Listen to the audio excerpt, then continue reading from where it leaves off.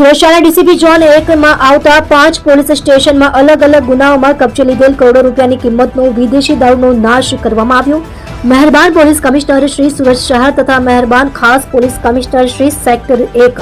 સુરત શહેર તથા નાયબ police commissioner Shri zone 1 Surat શહેર તથા મદદનીશ પોલીસ કમિશનર શ્રી એ ડિવિઝન સુરત શહેર નાઓએ પોલીસ સ્ટેશનમાં દાખલ તથા દેશી વિદેશી દારૂના કેસોનો મુદ્દામાલનો કાયદાકીય રીતે સમયાંતરે નાશ કરવા સારો સૂચનાઓ આપેલ।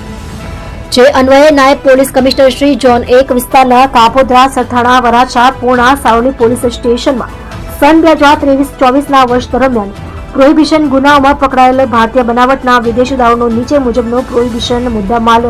નાશ કરવા અંગેના સંબંધિત પોલીસ સ્ટેશનના નામદાર જ્યુડિશિયલ મેજિસ્ટ્રેટ શ્રી સુરત શહેરનાઓના હુકમ મેળવી તે હુકમના આધારે